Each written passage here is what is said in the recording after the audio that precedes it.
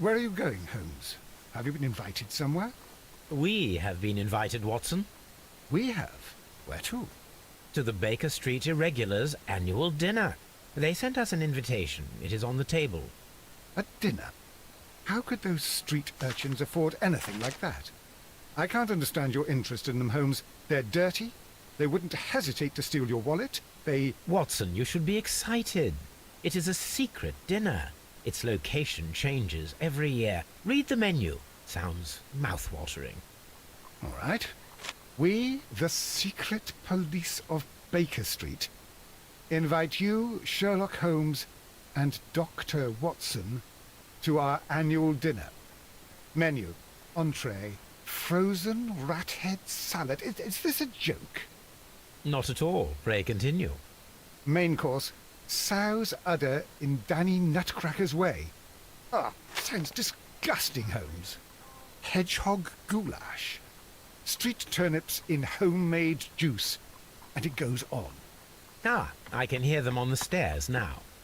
Oh, we can't go there. We can't eat that. Watson, you'll hurt the feelings of those poor children. We have to go. Oh, Mr. Holmes. It is fine, Mrs. Hudson. Mr. Holmes! Wiggins, Dr. Watson is getting ready. He will be delighted to join us. You don't look well, my young man. Is there something wrong? Don't tell me the dinner is cancelled. Mr. Holmes is my brother Leighton. He's in a prison cell. They say he's killed 2 men. You have to help us, Mr. Holmes, 'cause I know he didn't do it. Where is he now? From what I've heard, they took him to the yard, and they gave him a good beating already. You know what they're like. They'll hang him. They won't look any further. Holmes, we have to help him. And forget about the dinner? Wiggins, I'll take the case. You're fantastic, Mr. Holmes. I'll be waiting for you at the crime scene. You'll be there, right? It's on Half Moon Street in Whitechapel. Very well.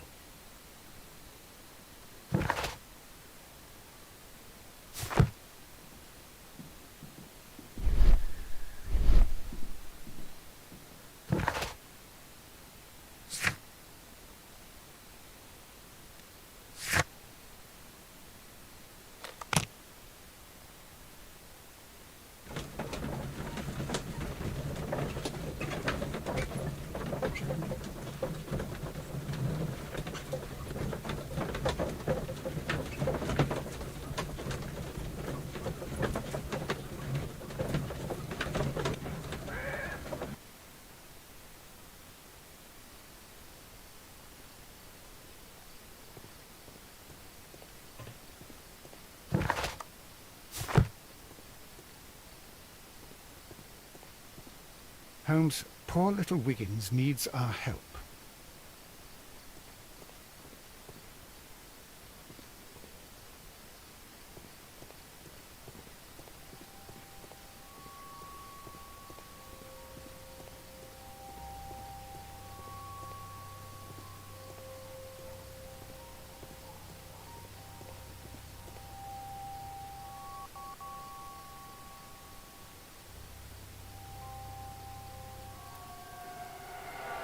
Please, gentlemen, leave the scene now. Oh, Mr. Holmes, is that you? Good evening, Constable... Constable Marrow. I was here with Inspector Aberline during the Ripper case, Mr. Holmes, back in '88. But then this is nothing like that case. With this one, we've got the murderer, the weapon, and the statements, which speak for themselves. Of course, Mara. But you know that appearances can sometimes be deceiving. Who were the victims? The 2 men here, both shot. The stab fellow was Brian Vercotti, a well-known ruffian. The other, Kenneth Butler, a jeweller by trade. You spoke of statements. You have witnesses? Well, I was there, so I gave my own statement. And then there were 2 other witnesses who said they saw the killer Chapman. Mr. Turner, a gentleman who lives in that flat over there. And Polly Powell, a flower seller, who was over at the far side of the street. So, Constable Marrow, I should be delighted to hear your testimony. I was standing at the north side of Half Moon Street. That was the side that you came from. But you would have been unable to observe this part of the street, where we are standing now. That is correct. But I saw the two victims slowly enter Half Moon Street, and then shortly after, the fireworks started. A few minutes after that, the fellow Chapman rushed towards me and ran into Half Moon Street. Please continue. I didn't pay attention, but suddenly I heard a woman's cries and police whistles on the other side of Half Moon Street. I rushed over there and I saw the two dead bodies on the ground. When I reached Whitechapel Street, I saw Leighton Chapman. He'd been caught by two police constables. Did you hear the shots? I didn't hear any shots. The fireworks were all over the sky. They were so loud I couldn't hear anything else. What were the fireworks in honor of, Constable? Well, today's Queen Victoria's birthday, Mr. Holmes. Yes, I appear to have lost track of the days. It is May now, of course. Constable Marrow, what else caught your attention while you were running through Half Moon Street? I saw nothing but rats, and I took the time to light every corner with my lamp. Did you happen to look up at Mr. Turner's window when you were on Half Moon Street at that time? Yes, I saw that the window was open, but no one was there. It was dark in the room. Constable, your statements have been of great value to me.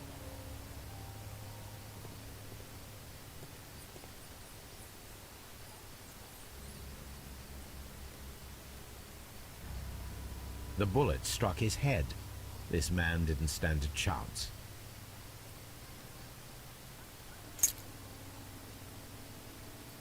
This is an ordinary key. I wonder what kind of door it opens.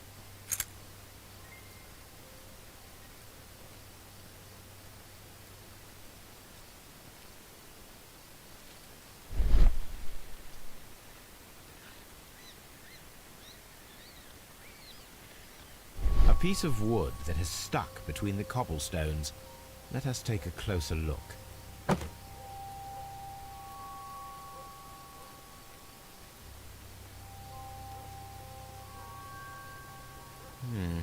This shard of wood is quite new.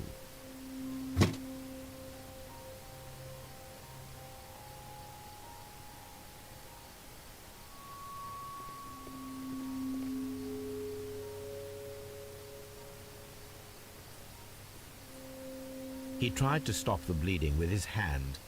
Death was not instant. The bullet penetrated his stomach, a dreadful wound.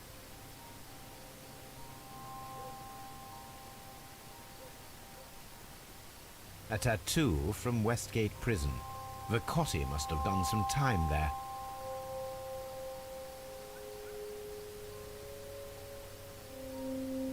Brian Vercotti suffered greatly. What a terrible way to die.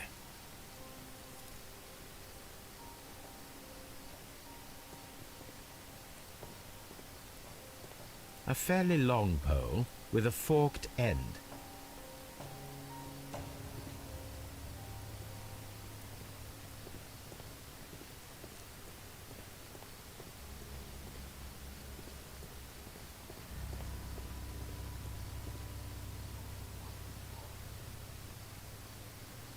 Good evening, Mr. Turner. I heard Constable Marrow reply to you as Mr. Holmes. Are you that detective gentleman? I've heard of you. And well, I know things about this evening. Excellent. Might we hear your story?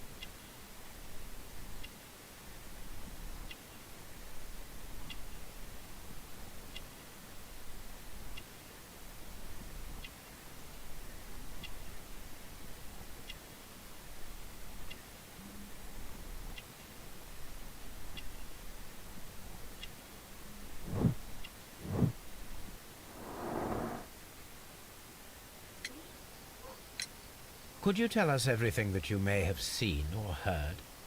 I was already in bed when the fireworks started. A few moments after, I clearly heard 2 gunshots from outside. Please continue. I quickly got up and I grabbed the lamp from my nightstand and I rushed towards the window. I looked down and I saw 2 bodies. And there was a man with a gun who was standing nearby. Where exactly? Well, near this body. Did he notice you?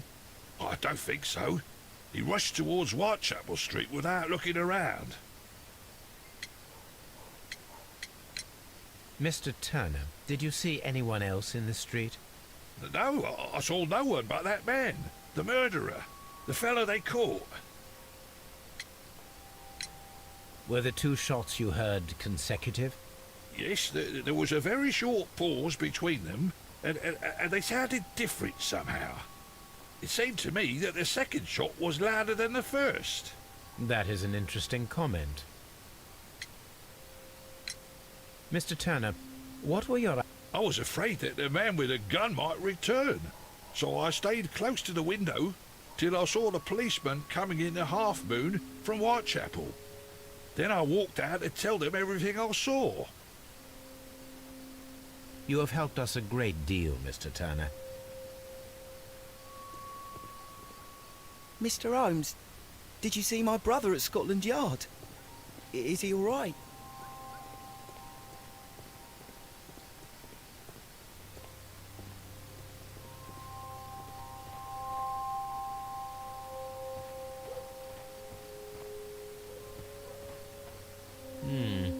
This mirror is turned towards Half Moon Street.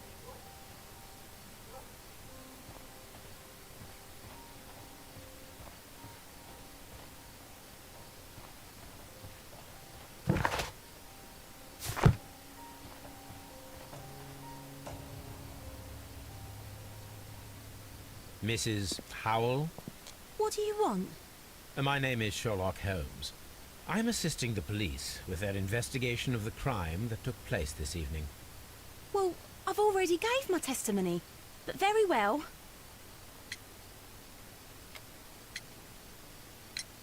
Could you tell us everything that you may have seen or heard? Yes. I was selling my flowers as usual, and then the fireworks began, in honour of Queen Victoria. I enjoyed those.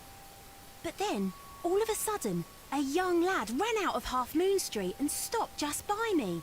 He had a gun in his hand. He was like a ghost, and all covered in blood. It was dark, but I could see him, because of the flashes from the fireworks. And then? I screamed as loud as I could. I knew that a policeman should be on duty in the vicinity. He had no time to escape. 2 constables got him. Then another constable came out from the very same street, and I heard him talking of a horrible murder. Mrs. Powell, did you hear the gunshots? I'm not sure. You know, what with the fireworks? Did you see anyone else leaving Half Moon Street, prior to or at the time of the crime? No, sir, I did not. Even with all the fireworks, I was very attentive, as I'm always on the lookout for customers. My thanks to you, Mrs. Powell.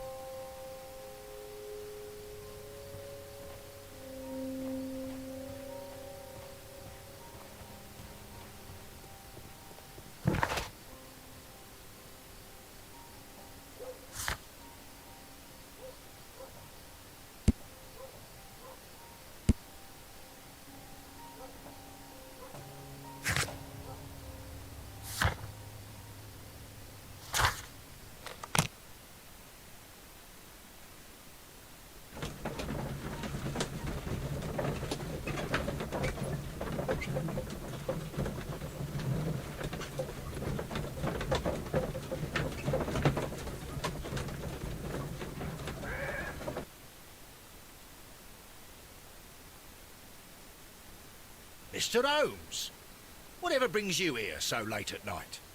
I'm interested in the case of young Leighton Chapman. He was arrested earlier this evening and accused of a double murder. I beg your pardon? That case is quite clear to the police. Or are there any new facts that we don't know about? Who knows, Inspector? Look, you are free to investigate, of course, Mr. Holmes. Chapman was arrested with a revolver in his possession, which you can find in the evidence room. The suspect himself is in custody. Did you find anything else on his person? A few personal belongings. Nothing particular, Mr. Holmes. Thank you, Lestrade.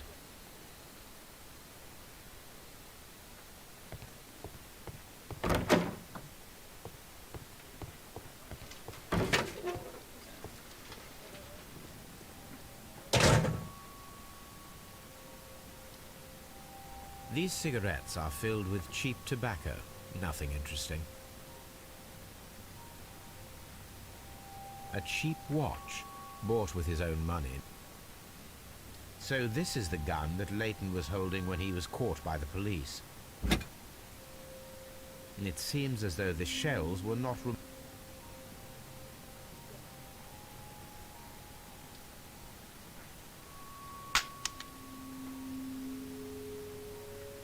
Two out of the 6 shells have been fired. There were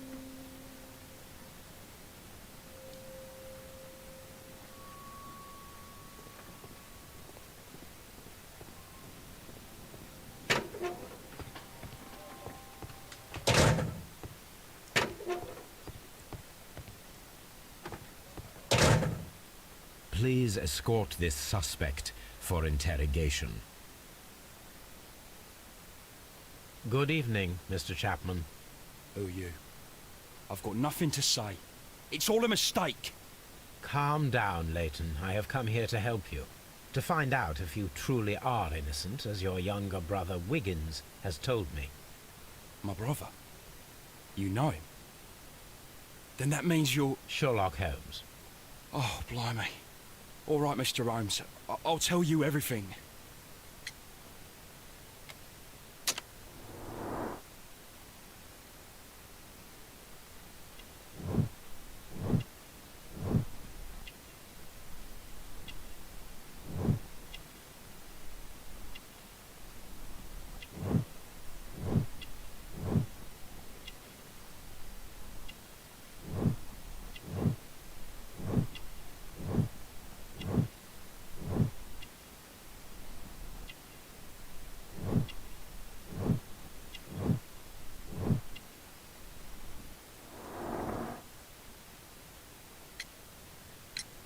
Good. Tell me your account of what happened. I left my work and I hurried up to see the fireworks in Whitechapel. I was late, so I decided to cut through Half Moon Street. I saw the first fireworks light up in the sky. I bumped into a constable on a corner before entering Half Moon. Then suddenly, what with all the firework flare, I saw 2 men. They were both lying flat in the middle of the street. I stopped where I was. I thought about turning back to the police, but as I was thinking of that, I saw a third person. He was leaning over the body that was furthest from me. The second I saw him, he raised his head and he stared at me. In a flash, I saw his gun, but he made a dash for it instead and he escaped through Whitechapel Street. So you might still have had time to return to the constable. I panicked. I didn't know what to do. Anyway, I approached the bodies just to see if they were still alive. I saw that one had blood pumping out of his stomach. He was dying. It was horrible. The second one was already dead. He had a hole in his head. He was holding a gun in his hand though. I took it, and then I followed the third man. Interesting. Pray, continue. I turned a corner, and I saw the man standing in the middle of the street. He seemed to be in some sort of panic. And then, Mr. Holmes, something strange happened. I told the police and they laughed at what I said, but I swear to you, my words are true. I started running towards him. But then I was blinded by a flash. It was so bright that I hardly saw anything for a good dozen seconds. But I kept running forward. As I arrived in Whitechapel, I heard a woman screaming. And then I was caught by the police. But there wasn't a trace of that man. Of course, then they found a gun and all that blood. I couldn't see the murderer escaping and all that mess. Perhaps I was still half-blinded at that moment. A thrilling account, my young man. Leighton, are you able to describe the person whom you saw standing in Half Moon Street? Well, I wasn't able to see his face at all. It was too dark, and he was too far away. I could see his silhouette. And what about that? Nothing so special. He was wearing a jacket. He was quite average in size and his weight. I see. Was there anything else that struck you at the time? No. But perhaps... It's strange, but I can't remember the sound of his footsteps as he was running away. Perhaps it was because of the fireworks or the surprise of me seeing him. Leighton, I confess I am puzzled. Why should a young lad like you take a gun from the hands of a dead man and set off in pursuit of a probable killer? I know. Keep wondering that, but at the time it was like a reflex. A criminal ought to be arrested, and he was armed. You were willing to risk your life. That was a little foolish, unless you wanted revenge. No, Mr. Holmes. I was just being brave and stupid.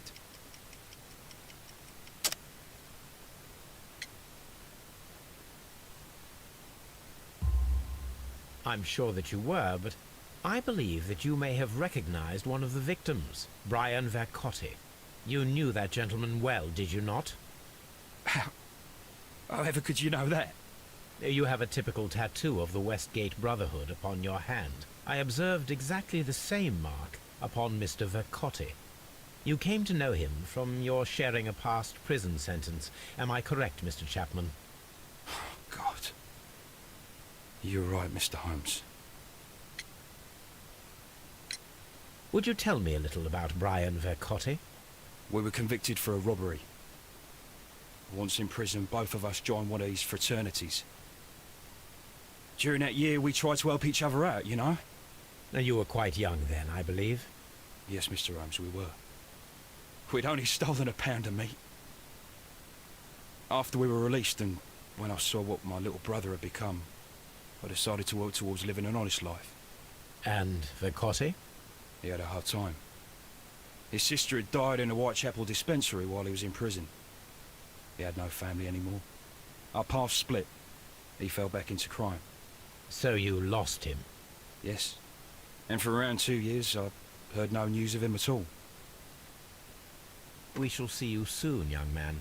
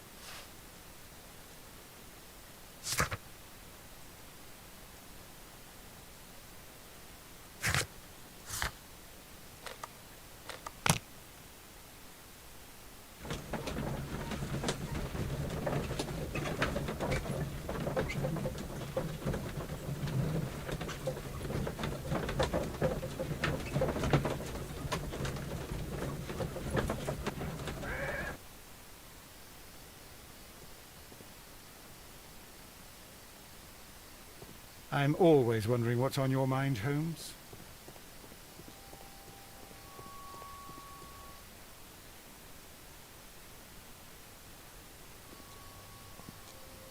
What's up with you, lad? What are you waiting for? I'm waiting for my brother to be released. Your brother? The one that you caught, beat up and imprisoned. Ah, the murderer. He ain't killed no one, copper. Watch your mouth, lad, else you'll be joining that worthless brother of yours.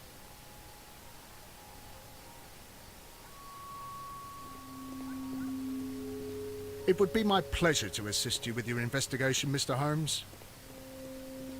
I'll do anything to save my brother, Mr. Holmes.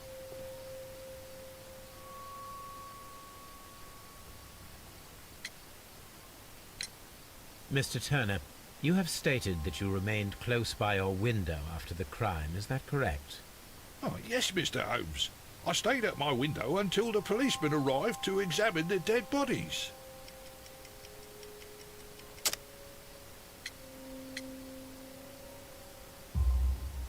That is very interesting, Mr. Turner. Constable Marrow stated that he did not see anyone at the window when he was running through Half Moon Street. Well, I think Constable Marrow and me, we might have been distracted by the whistles and shouts coming from Whitechapel. We could have missed each other somehow. You understand what I mean? It was a bit of a stressful moment, to tell you the truth, sir. Allow me to form my own theories, Mr. Turner. Would you mind showing me the view that you had from your window? Not at all, Mr. Holmes. Please, follow me. Mr. Turner appears to live very modestly.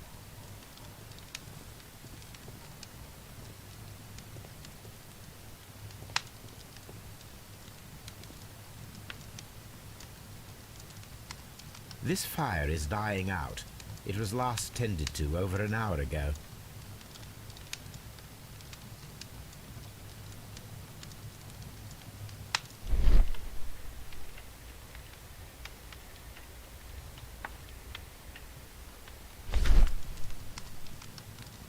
The papers are almost entirely burned. I am unable to see what's written here. These words are illegible. The papers were thrown into the fire just a short while ago.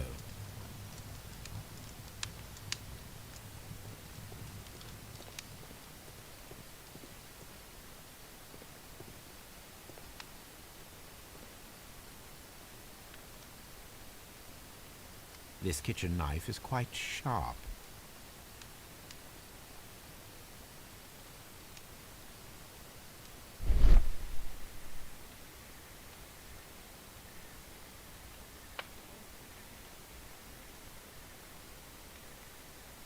There are pieces of shredded paper scattered over the table. This kitchen knife was used to cut the paper.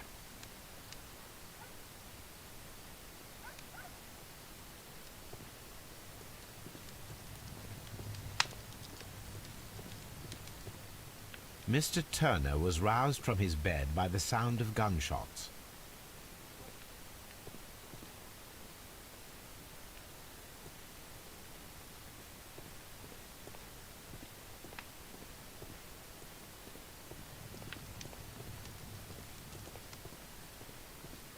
Anything else you would like to know, Mr. Holmes?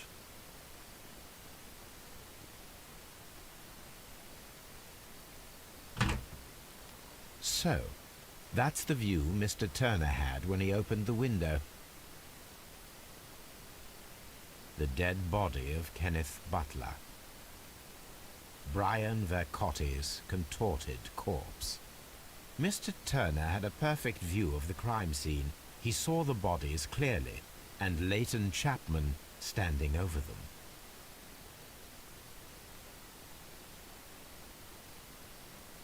Anything else you would like to know, Mr. Holmes?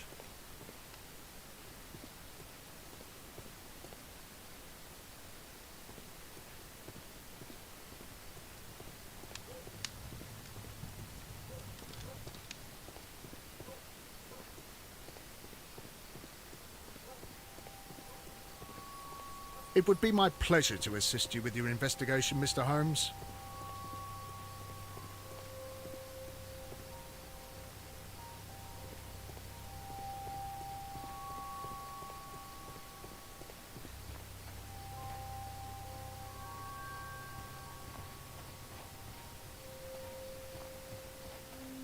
Locked.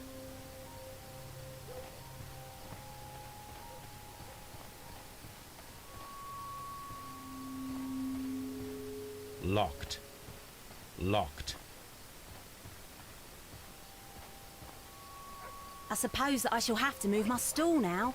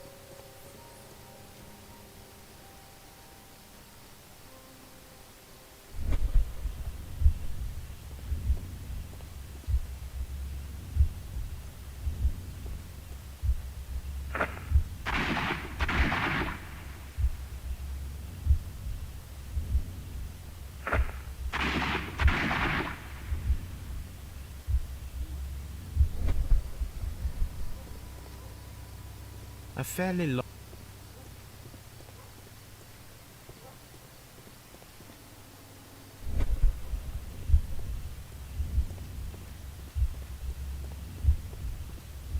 I am unable to see any higher. I need to find something to lift my lamp.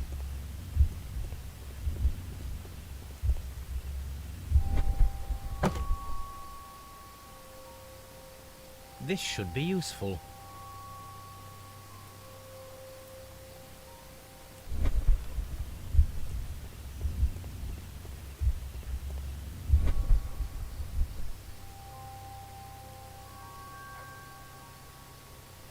Nothing interesting here.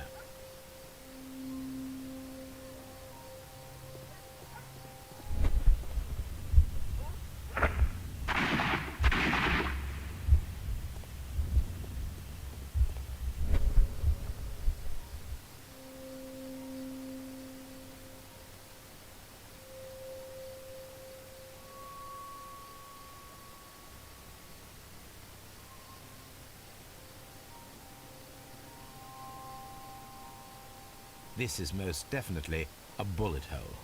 The brick cracks are fresh. Watson, there was a third shot fired in this street.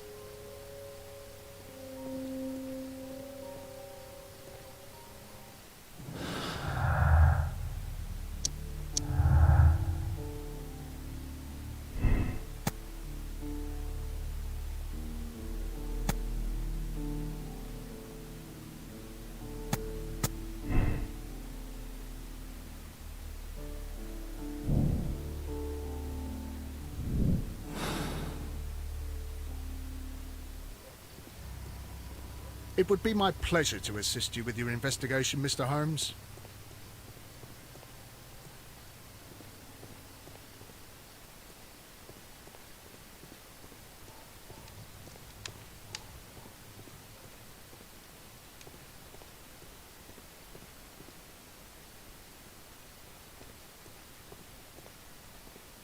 Anything else you would like to know, Mr. Holmes?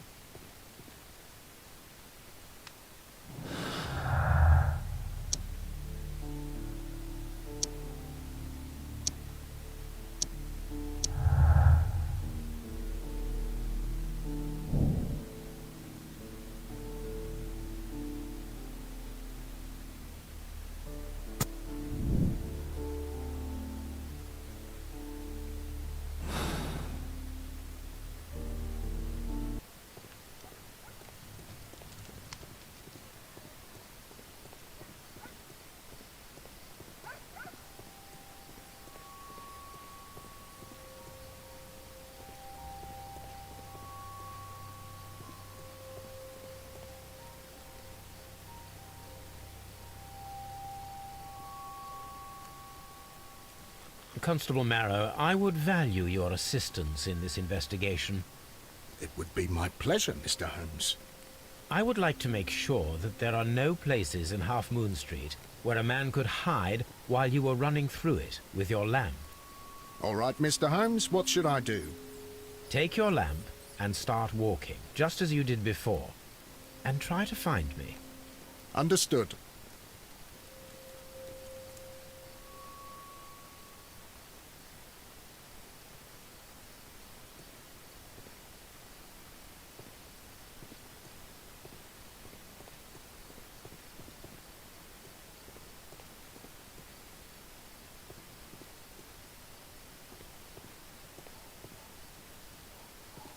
I can see you very well, Mr. Holmes.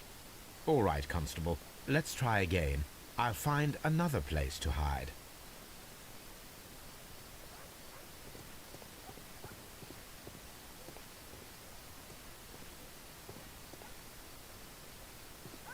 Here you are, Mr. Holmes. All right, Constable. Let's try again. I'll find another place to hide.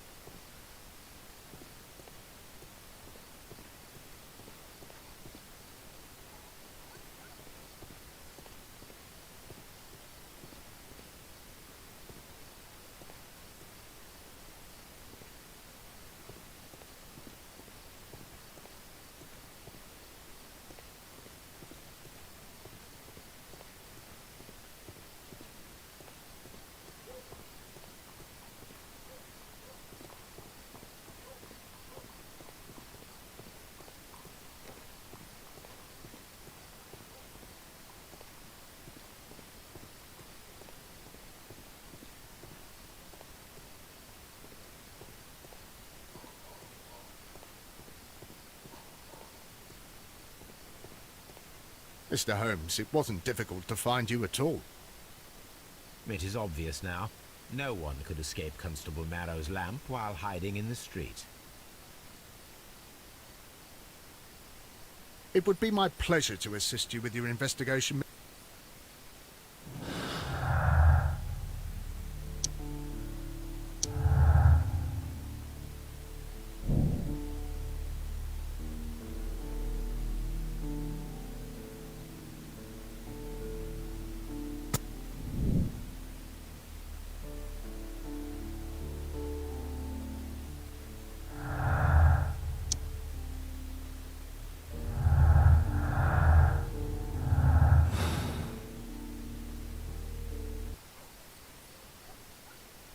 It would be my pleasure.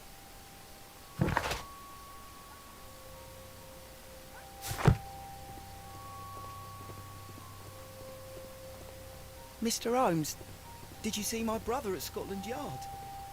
Is he all right?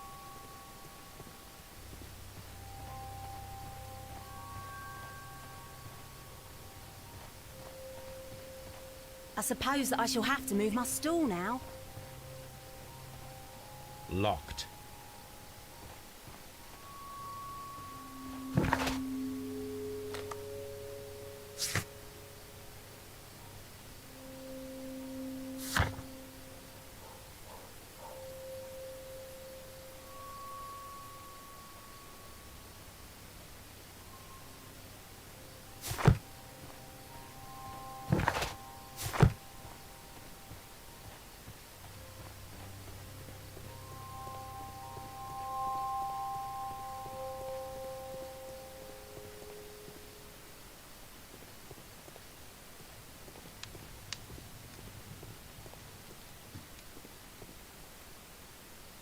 Anything else you would like to know, Mr. Holmes?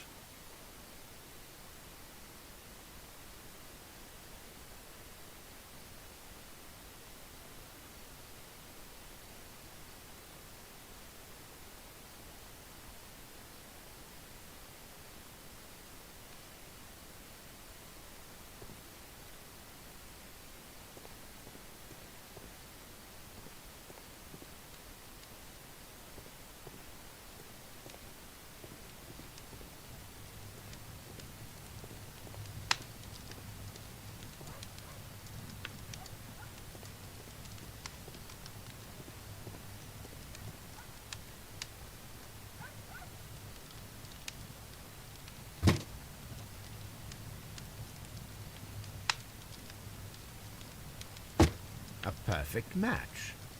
So, Mr. Turner broke his stick when it became stuck between the cobblestones. He did not mention that he was so near to the victims. The books on this shelf are in a mess.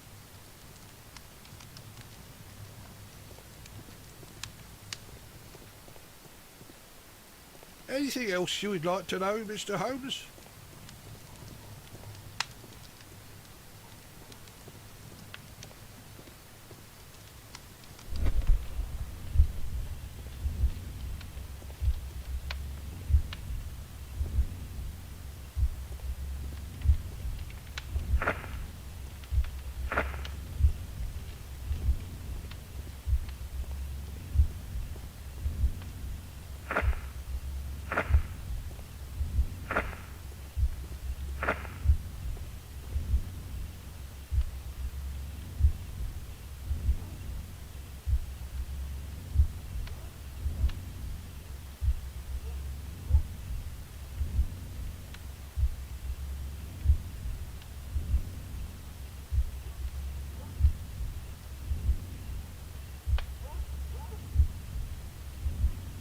No, it didn't happen this way.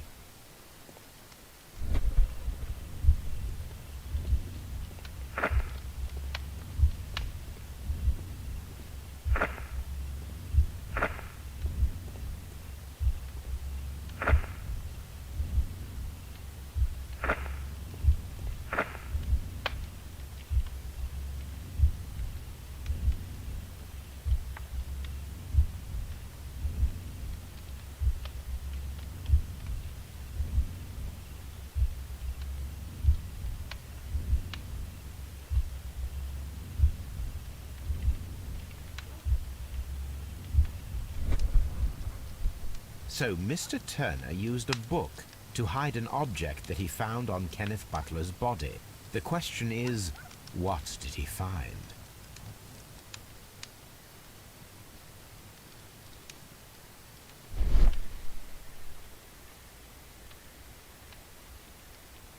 I can see prints from greasy fingers upon the cover of this book.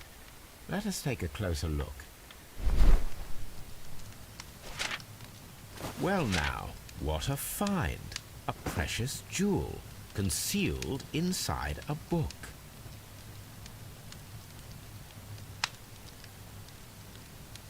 A bracelet with a unique ram's head design, a distinctive feature of ancient Grecian artifacts, probably of the Hellenistic era.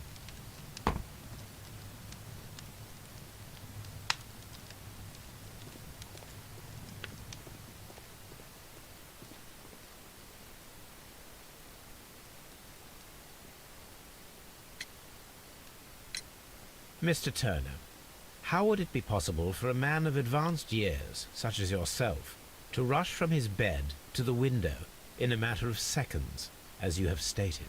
Well, I'm able to move very quickly, despite my age, and when the situation requires it, Mr. Holmes.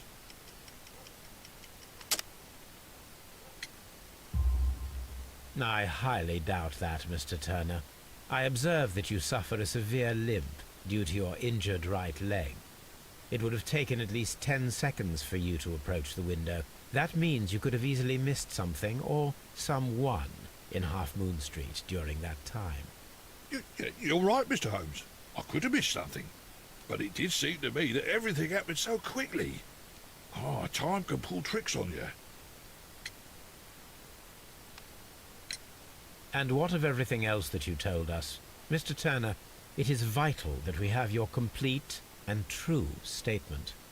Mr. Holmes, I do assure you that the other things I said were most sincere.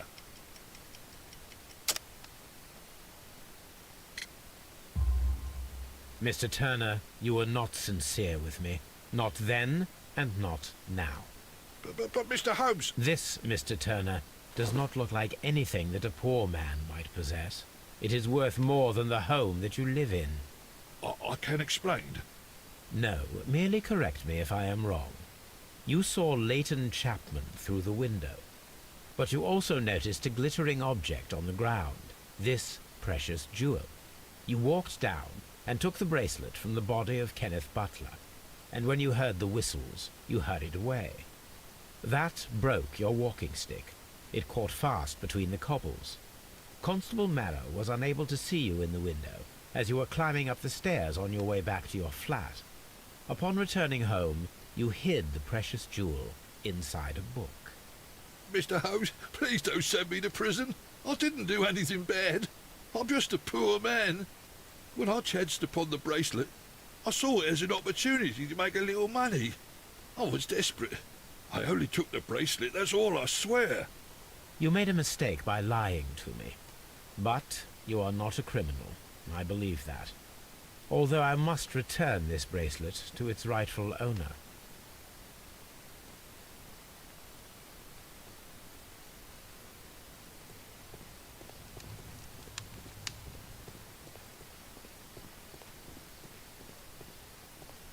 I'll do anything to save my brother, Mr. Holmes. I'm always wondering what's on your... It would be my pleasure to assist you with your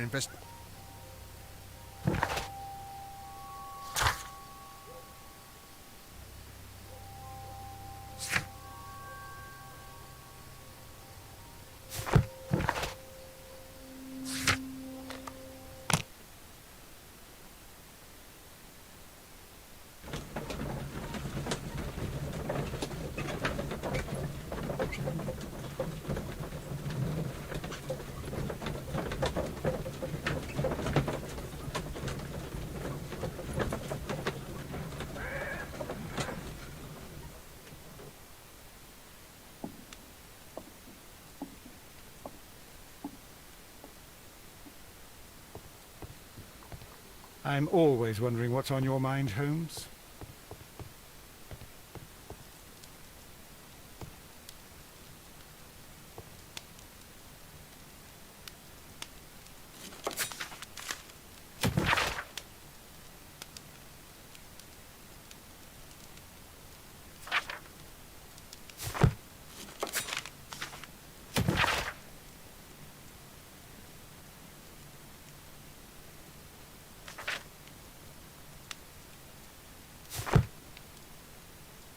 This is where I keep my post.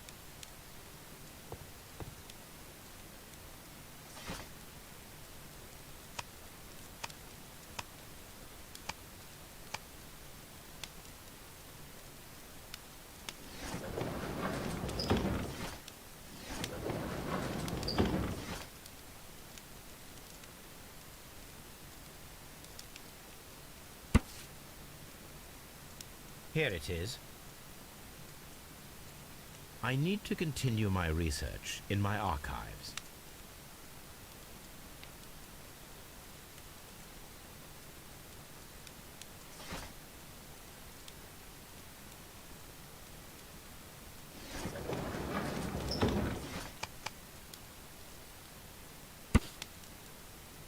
Here it is. One of the victims, Kenneth Butler, was involved in the story of the stolen Hellenistic treasures. A visit to his pawn shop should tell me more.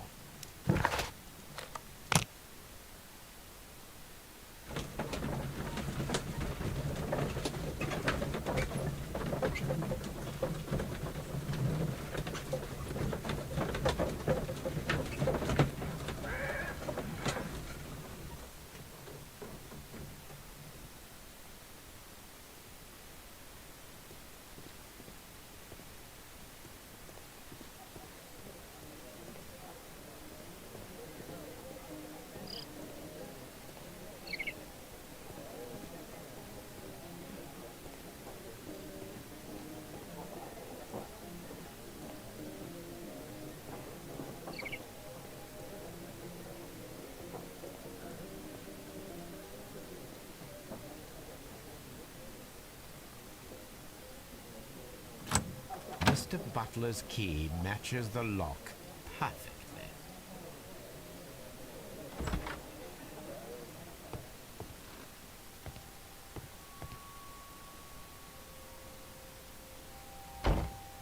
These tools are exactly what I need to climb the wall.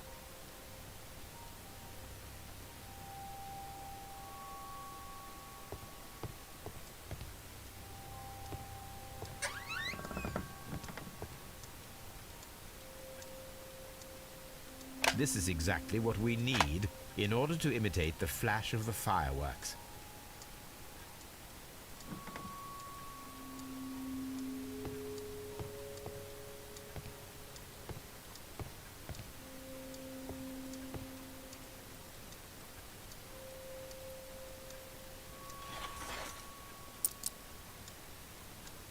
The ram's heads. This necklace belongs to the 5 Rams of Mittelin collection. Interesting. That means that Kenneth Butler owned a part of this collection all this time, 10 years after the theft. It looks as though Mr. Butler kept a careful record of his operations.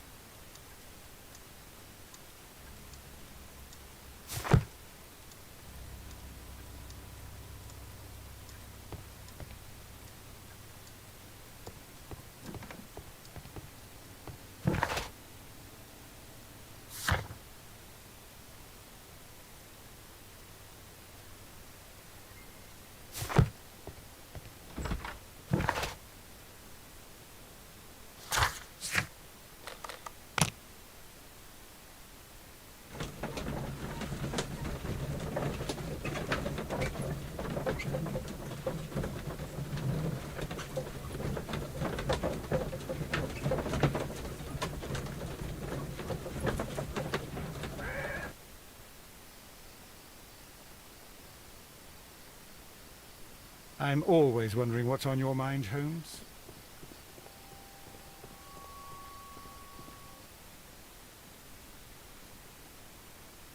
Why are you looking at me all the time like that? I'm just watching you, lad. I never know what to expect from people like you. People like me? Yes, street beggars and thieves. I ain't a thief. Oh, no? Then where did you get whatever it is that you're gnawing on? I very much doubt that you bought it. What ain't seen can't hardly be stolen.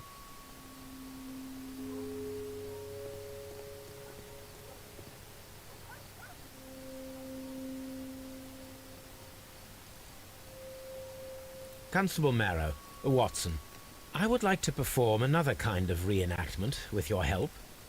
I'm listening, Mr. Holmes. I want to check if Leighton's testimony can be trusted. If someone could vanish into thin air at a specific moment. But Holmes, I don't see how. I am going to be the mysterious gentleman whom Leighton followed. I will stand exactly where he saw him before he was blinded by the flash. Watson, you will be Leighton. When I fire the signal flare, you should start to chase me. I understand, Holmes. You, Constable Marrow, just play your part and do exactly as you did. Just, please, wait 5 seconds after the signal flare. I doubt that Polly Powell would have screamed any earlier. As you say, Mr. Holmes. Let us begin then. Catch me if you can.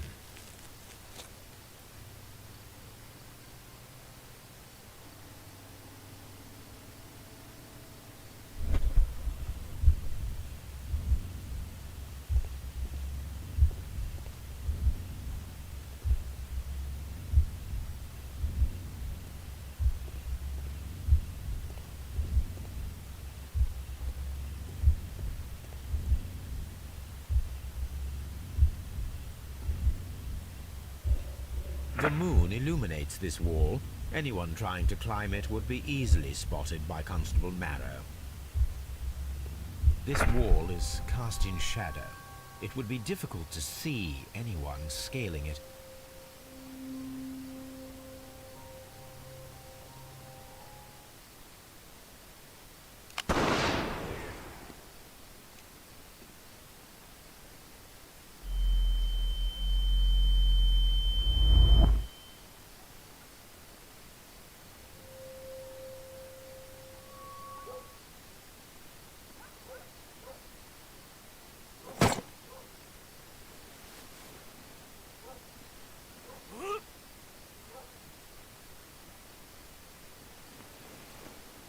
I can barely see anything.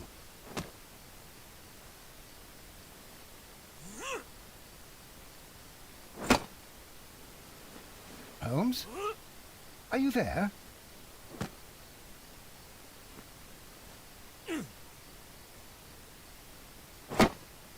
I should try climbing faster.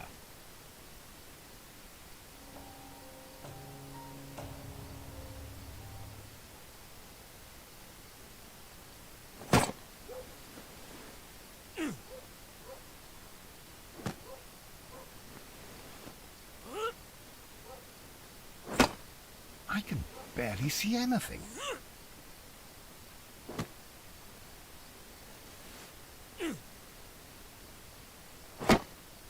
Holmes? Are you there? Where is he? My God, a man can't just disappear like that.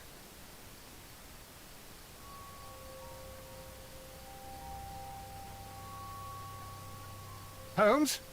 Holmes? Where are you? I cannot see you, Mr. Holmes. Dr. Watson, it seems that Mr. Holmes has disappeared. Don't worry, gentlemen, I am up here, above your heads. How on earth did you get up there, Holmes? I am using crampons and a climbing axe, although the person we are looking for did not leave any traces of such tools. Constable, is there any way to get to the top of this building? Yes, Mr. Holmes, I can show you. The door to the building can be found from Whitechapel Street. Gentlemen, I am on my way down.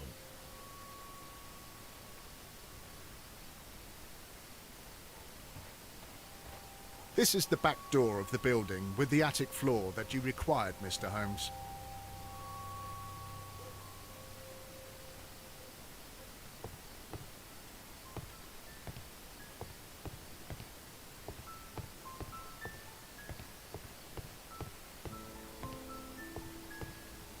These shards of glass are from the window above.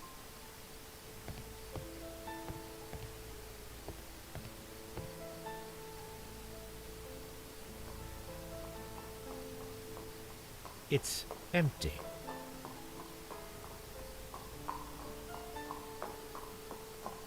Someone broke through the window to get inside the attic, but in his haste he ripped his jacket.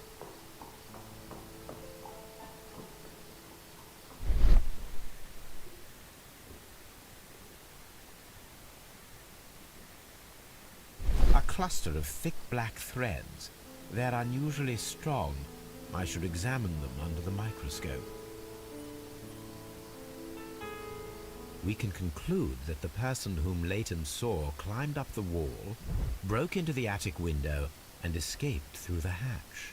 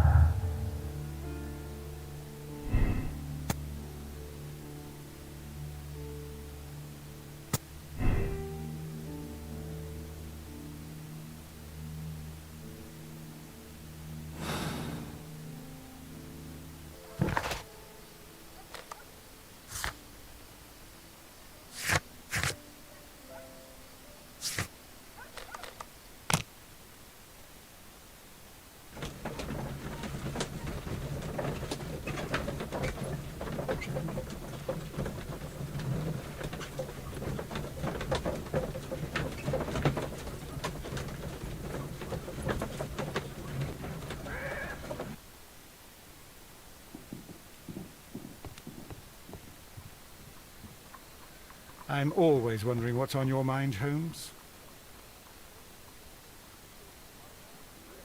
Let us take a closer look.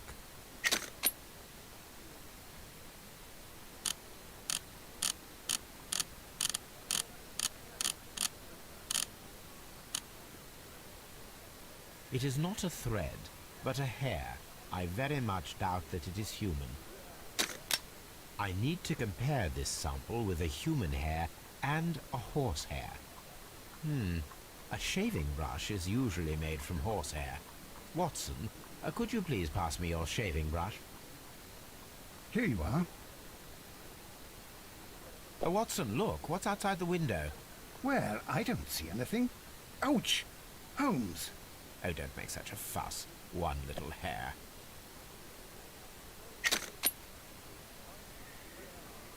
Human hair is significantly thinner than the black sample. The horsehair is thinner than the hair that we found. So, this black hair belongs to an animal, and it is larger than a horse. A hair from a large and exotic animal.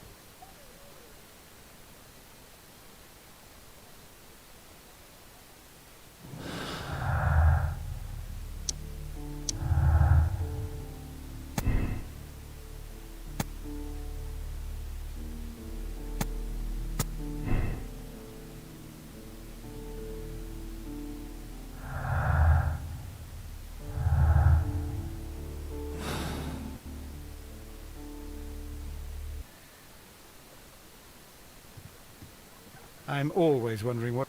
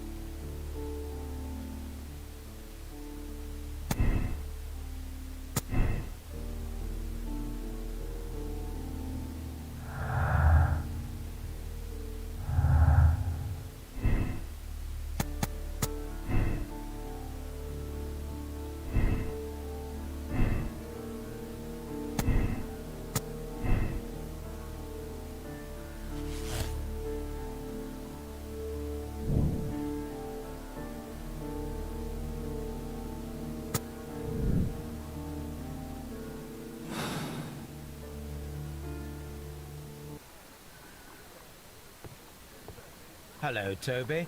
All you need now is a shawl and a mock cap, and you could be Mrs. Hudson's younger sister. Wiggins is currently at Half Moon Street.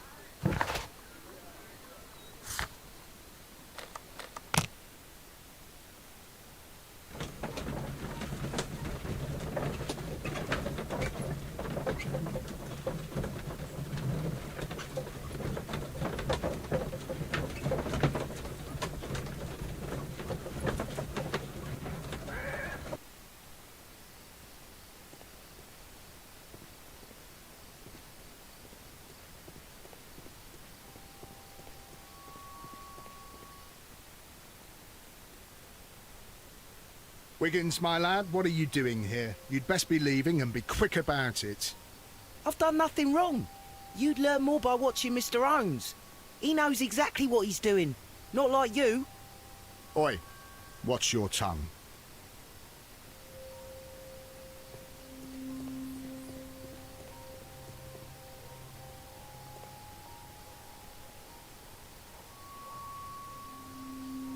Mr. Holmes? We have good news for you, Wiggins. The investigation has proven very interesting so far. We found facts and details that confirm your brother's innocence. I knew it, Mr. Holmes. But for now, Wiggins, we need your help. Anything you like, Gov. I need you to locate a circus that has stopped over in London. It needs to have disposed of at least one exotic animal, a very large one. You can count on me, Mr. Holmes.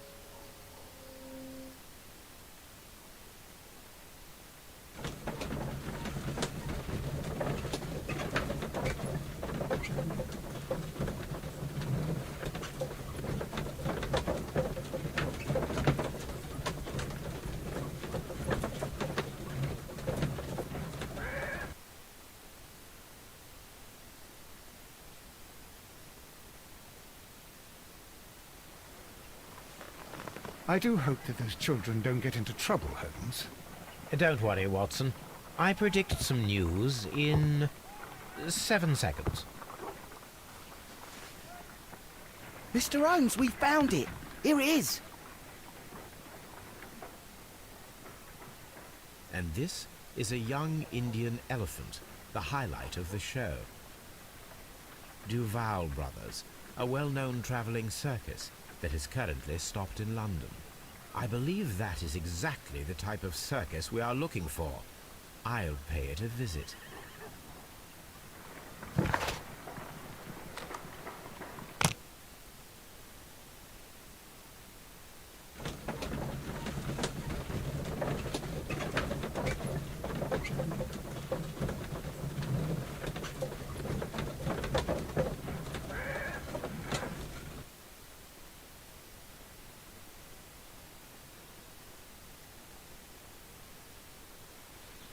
Aye, you! Stop right there. Good morning, sir. Pardon me, but why am I not allowed to walk around here? Because it's private. Well, I only wanted to meet the artistes. Hmm?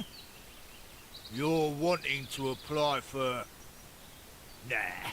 You don't look like the type of, artistic lockpicker that we're looking for. You might be surprised.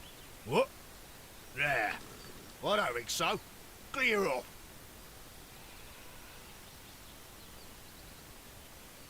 You're a bit slow to catch on, eh? Get lost.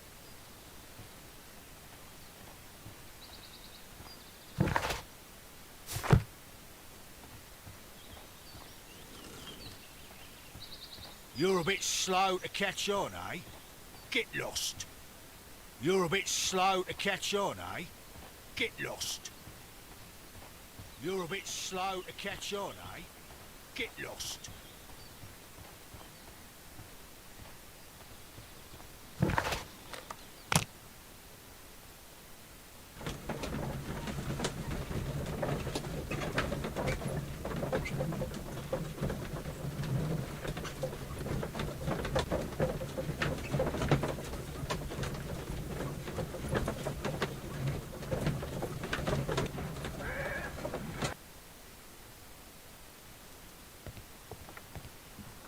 Holmes, I won't be able to join you. I promised to visit a patient today.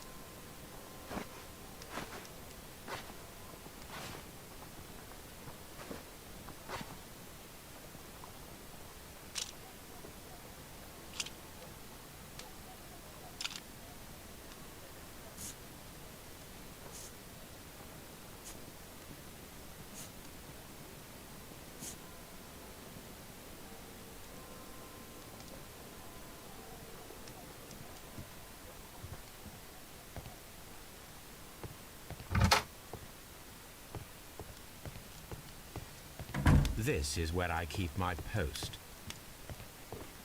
A map of London and the surrounding... Spectacles are unpopular among thugs. I don't want to arouse suspicion.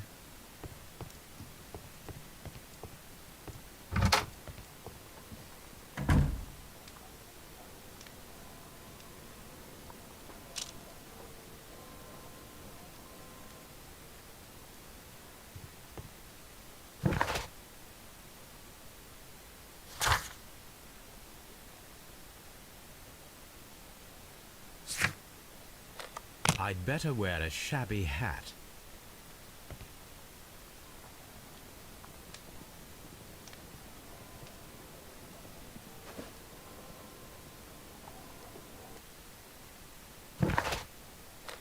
I'd better wear a shabby hat.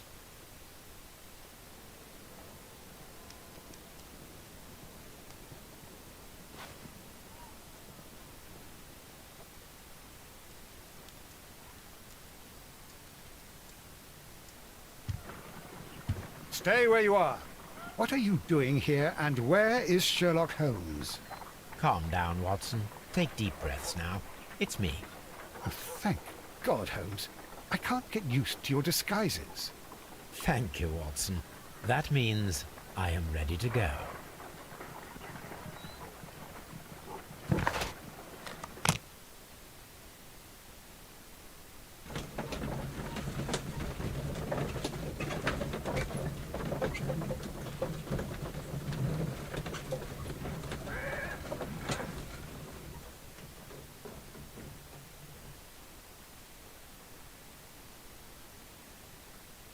Who are you? What's your name? My name is Nigel. I'm here to open the locks. Talented, eh? Let's see. Go inside the marquee and show yourself to Charles Foley. And I'd highly advise you not to trick him. Got that? I've got it.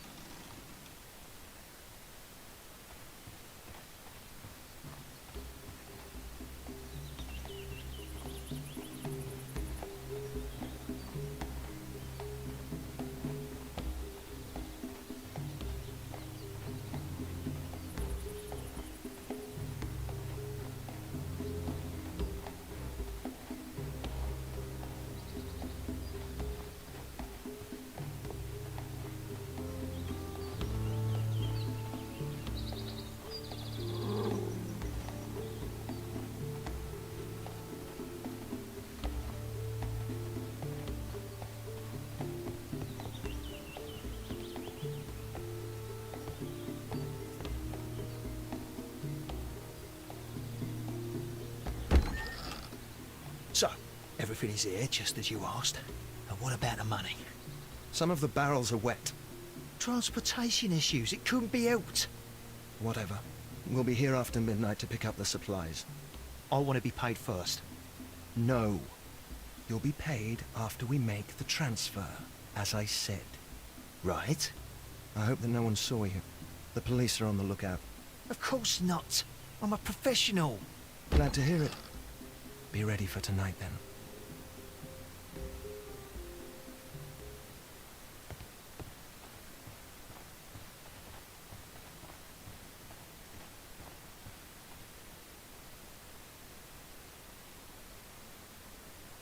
This wooden barrel is damaged.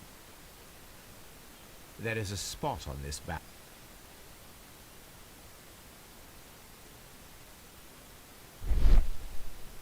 The crest of the Honourable Artillery Company.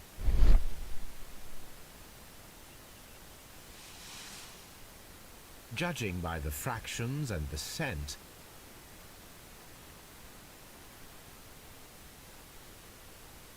the barrels are roughly clustered.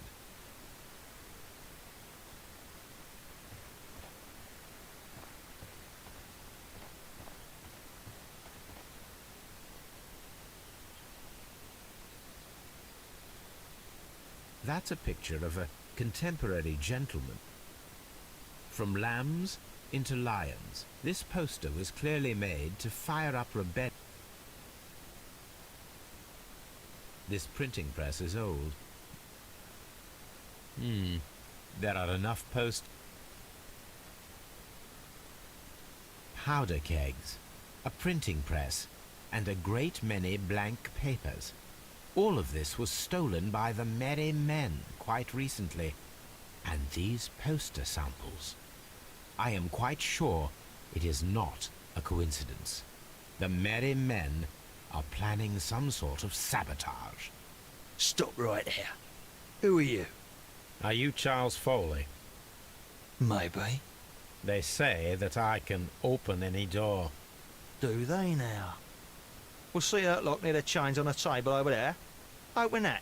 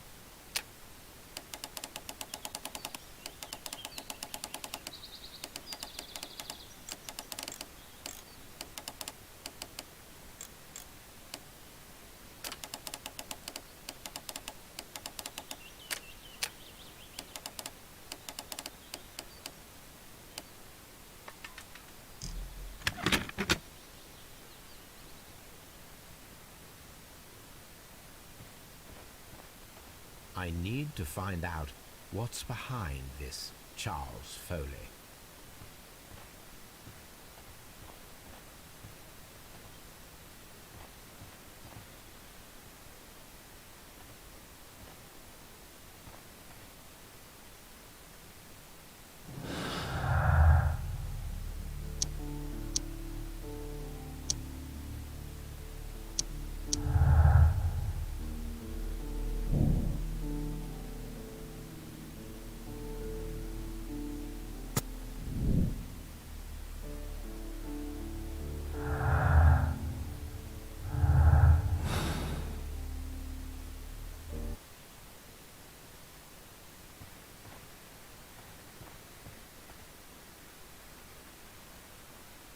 Oh, well, they're right.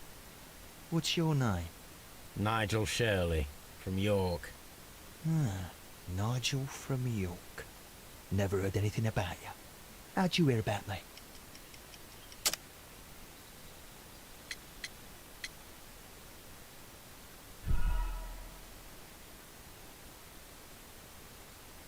Ah, Nigel from York. Never heard anything about you. How'd you hear about me?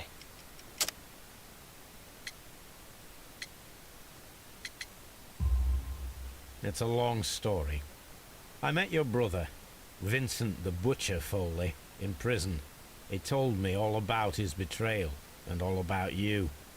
Before I was released, he told me that you might find a job for me one day and pay me some money for me craft. Well, he died. 7 days ago, in prison. I'm sorry to hear that. That's all right. The traitor has paid the blood price for it. And you'll do the job anyway, because I need a talented lockpicker. I know just where to search for his legacy. It's all about the Hellenistic treasures, isn't it? Osh, you fool. Now, listen up. You'll come with us tonight, and you better mind yourself. Us? Wait, who's coming then? Billy, Jack and me. And what will I get for that? We'll share the loot. The one you seem to know about. Right. Wait for us at the abandoned manor house on the corner of Ladbroke Grove and Kensington Park Road at midnight. Deal.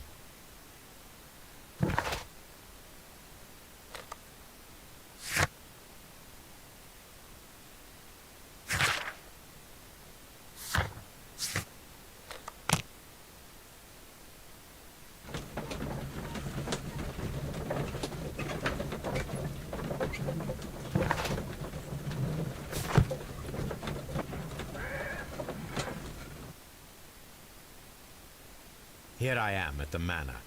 Somewhere inside it are the Hellenistic treasures. This lock is quite old. It shouldn't be much of a challenge.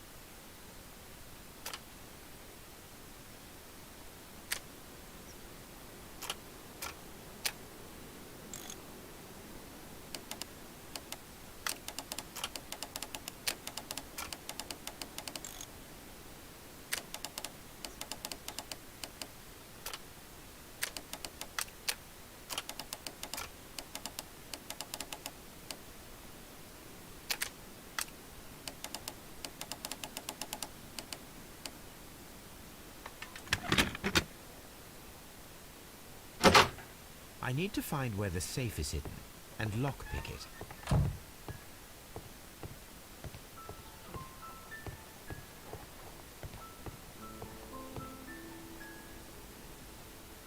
This cupboard is an absolute... Several books. It seems as though this cupboard...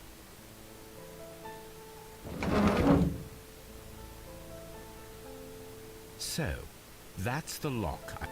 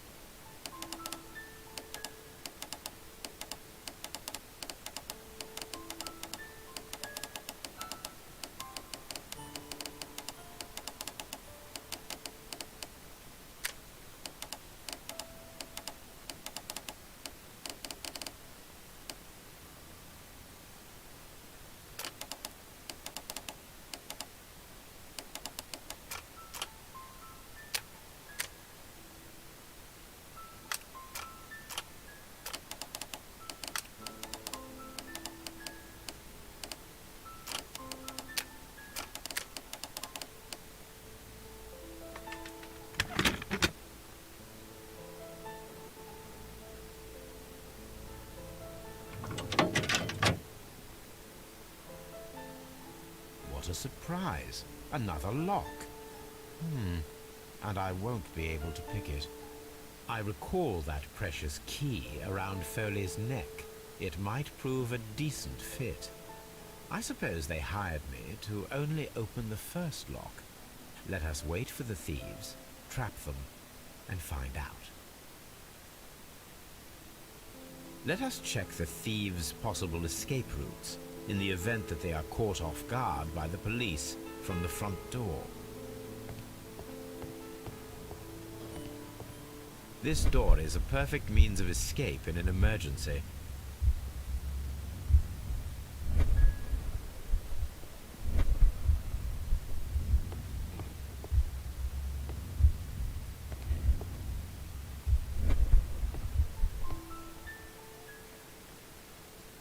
This door leads to a kitchen, which holds the shortest route to the back door.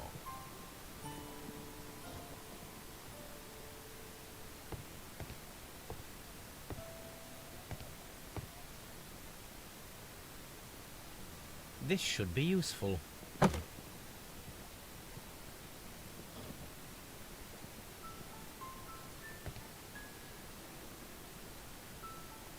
A solid rope.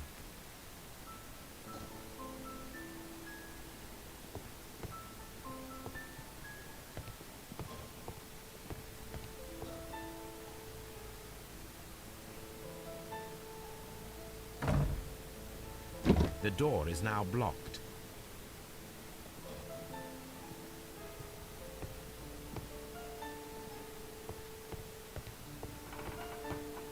The ground floor window is a perfect way to escape the police.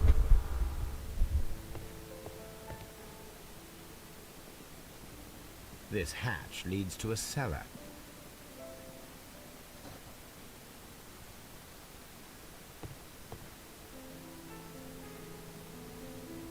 This should be useful.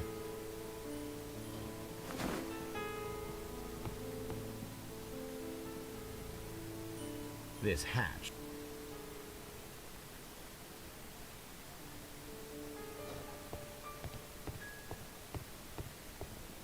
The ground floor window is a perfect way to escape the police.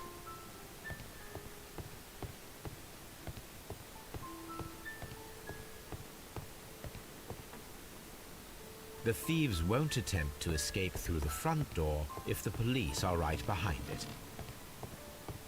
Although this window is high above the ground, it would be possible for one of the thieves to attempt to use it for their escape.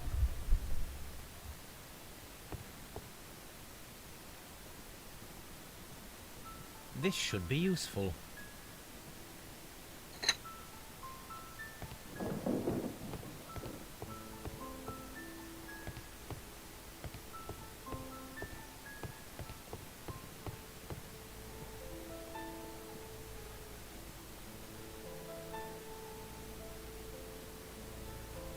One step on these beads, and our thief will go flying. I should walk carefully here, else my plan will be ruined.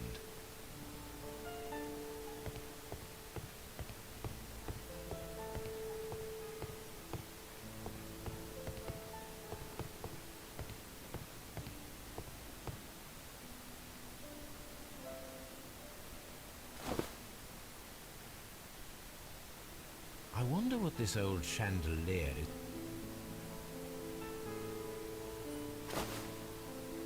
I suppose that the thieves already tried to...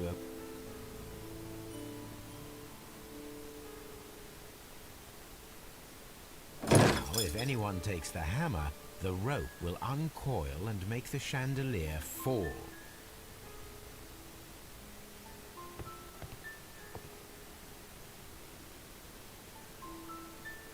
Oh, that's a lovely old carpet.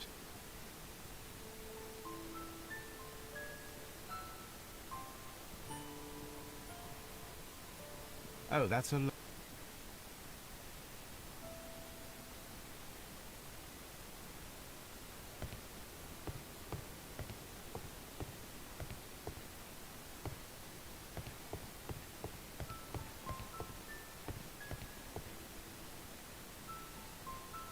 This works very well.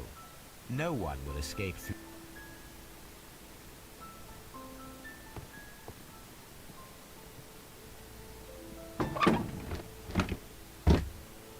There is no ladder. If anyone falls here, he will need assistance to get out.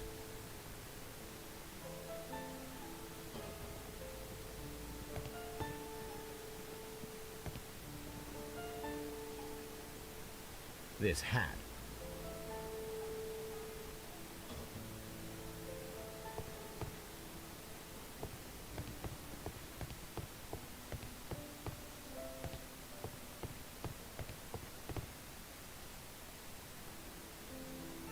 This should be...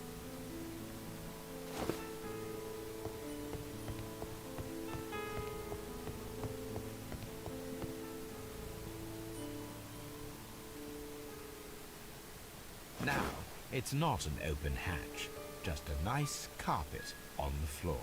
I should walk carefully here, else my plan will be ruined.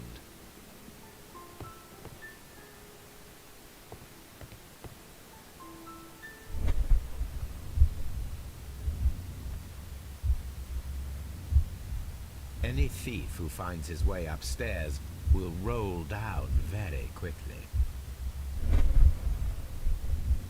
If he runs through the dining room and takes a sledgehammer to force open the door, the chandelier will knock him down. Now, if a thief runs through the kitchen, he'll pay a surprise visit to the cellar. The traps for my circus companions are all prepared. I can leave now, but I'll return later with Charles Foley and his companions.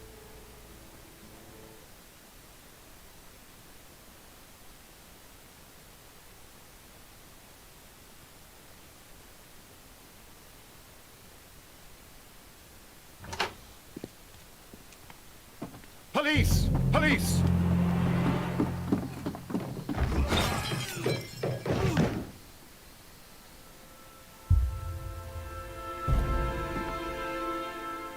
Stop where you are!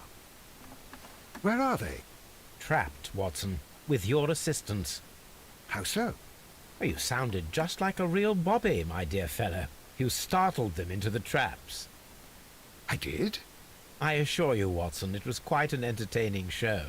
They will not escape the house now. You scum! And this is the pistol used for the murder in Half Moon Street. How'd you know about that? Have you closed the case yet, Sherlock? Mycroft, what are you doing here? Did you follow me? Sherlock, it may seem that I used you, but you should be pleased to know that you have served our Queen well, in this instance. So now, let us catch the big fish. But this man is not one of the merry men? No. Then why exactly are we here, Sherlock? This gentleman, Charles Foley, has been involved in a double murder, and the hunter of a set of valuable antiques, the Hellenistic treasures, which disappeared in a theft many years ago. You're no better than the coppers!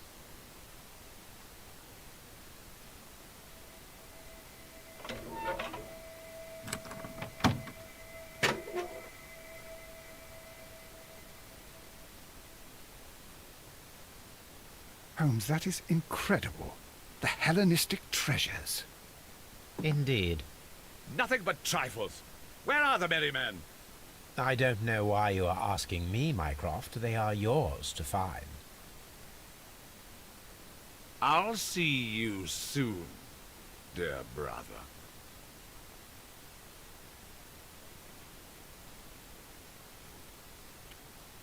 What a beautiful collection of art.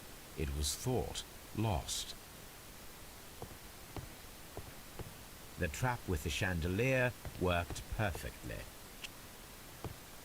Holmes, I had no doubt that you would catch the thieves. One of Foley's companions. He is unconscious. One of Foley's companions. He is unconscious.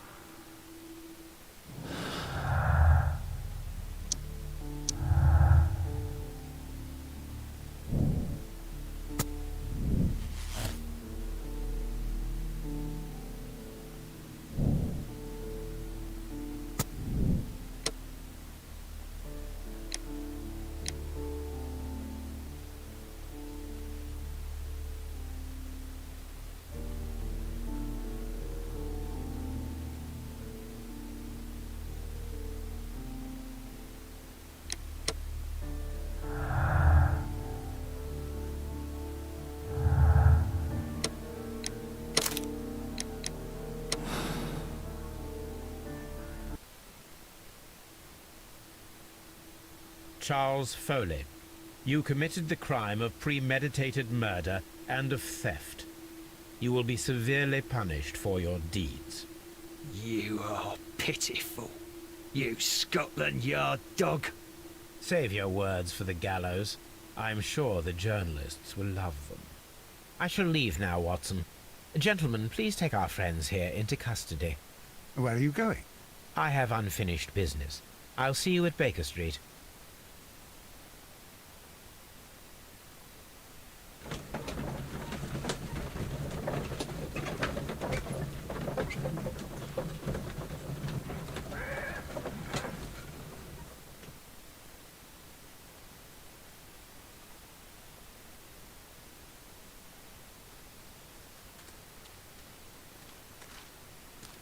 Be careful with the lamps.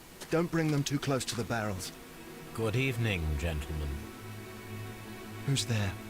That is of no importance. What matters is who you are and the plans that you have here.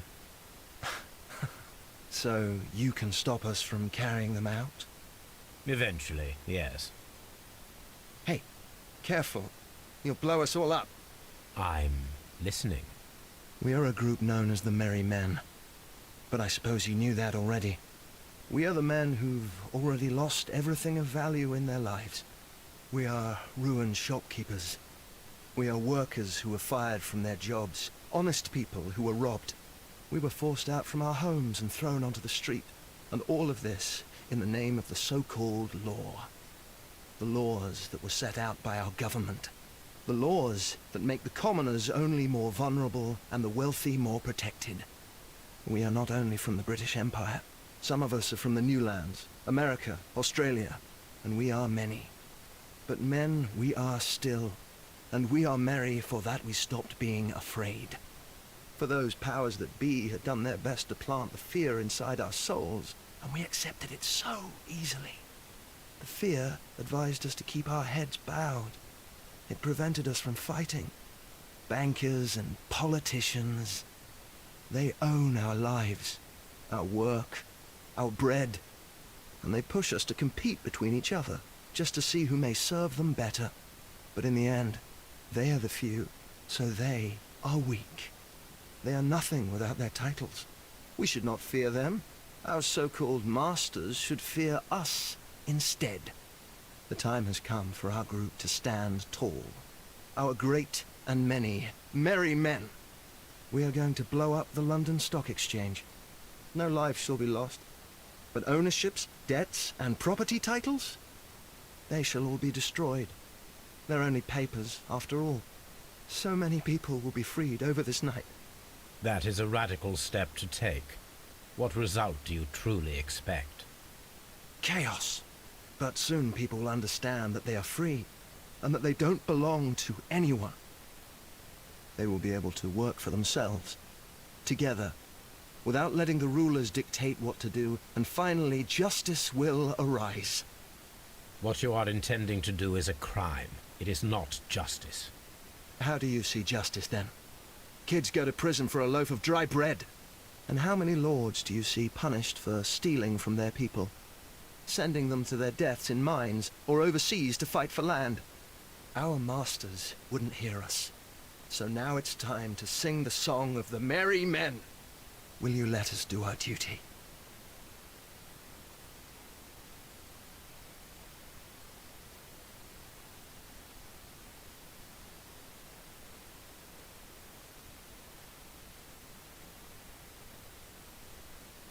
When the law serves only the few, it can no longer be trusted.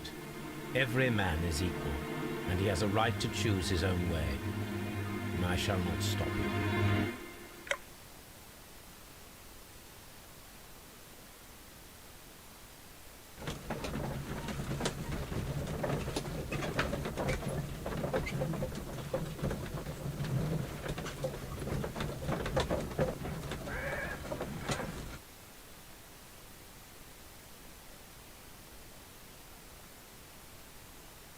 So, you're interested in Russian literature now? Quite, lately. It is an interesting book. I remember a few lines. Really? I tried reading it myself, but I had a hard time understanding it. Yes, Doctor. It's about intelligence. Sherlock, I vaguely recall one of the lines. Sometimes it takes something more than intelligence to act intelligently. There were also a few words along the lines of pain and suffering are always inevitable for a large intelligence and a deep heart. Tell me, Doctor, does my brother show any signs of pain or suffering? Not that I know of. Because you see, Doctor, behind all of his masquerade, my brother does possess a deep heart. So deep that he does not recall where he places his love. Well, I'm sure that... His love and his duty that, in the first place, should be directed towards the Empire. For without it, we would be nothing. A country filled with uncivilized men. I should leave now. Sherlock, Dr. Watson. Holmes, what just happened? What was that? The start of a new world. Anything in the post, Watson? Any clients worthy of our attention? Only a second reminder from Mrs. Hudson about our new neighbour. She urges you to remove your... Oh, I don't care about that. Holmes, the lady who will be moving in shortly has requested the use of our spare room to place all of her boxes.